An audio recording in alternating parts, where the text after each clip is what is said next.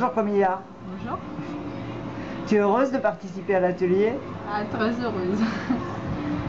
J'ai vu que c'est un projet qui est magnifique. Après beaucoup d'efforts, on voit qu'il y a des récompenses. Mais pour l'instant, tu n'as pas encore commencé Tu n'as pas vraiment commencé, tu as écrit quelques lignes. Oui, mais bon, j'ai beaucoup d'idées derrière. Tu as beaucoup d'idées. Ouais. Alors ton histoire parle de la guerre. Oui, la guerre au Suriname et l'arrivée des Surinamiens en Guyane. Alors tu vas nous préparer un texte qui raconte des scènes de guerre, de violence? Au début, oui, mais juste après, je parlais de l'arrivée des Surinamiens en Guyane, surtout sur Kourou. Ils étaient surtout venus aussi pour le travail parce que avec le chantier d'Ariane, là. Voilà. Alors toi, tu appartiens à la communauté Bushinengue. Est-ce que tu peux nous expliquer qu'est-ce que c'est les Bushinengue? Les Bushinengue, c'était des esclaves venus d'Afrique et qui par la suite ils étaient esclaves au Suriname et qui par la suite ils se sont battus pour leur indépendance et tout.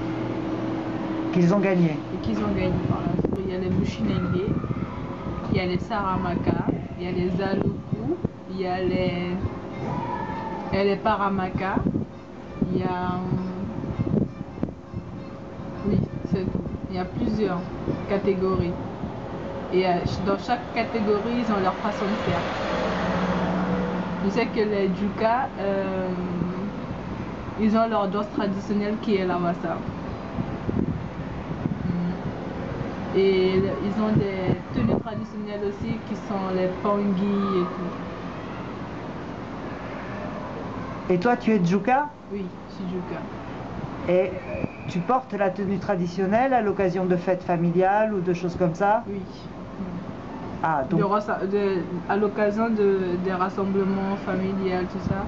Ou sinon, quand il y a une grande fête, une naissance, on porte les tenues traditionnelles. Sinon, lorsqu'une fille, à l'âge de 19 ans ou 20 ans, lorsqu'une fille est une femme, on leur donne son tout premier pongui. C'est-à-dire qu'elle a le droit de sortir de chez sa mère. Et toi, tu as quel âge? J'en ai 17. Donc tu dois attendre 2 ans? Ouais. Attends, reviens une seconde. Mais tu peux faire ce que fait n'importe quelle jeune fille de Kourou quand même. Oui. Tu vas à l'école. Et tout. On n'est pas trop, chez moi, on n'est pas trop dans les traditions et tout. Voilà.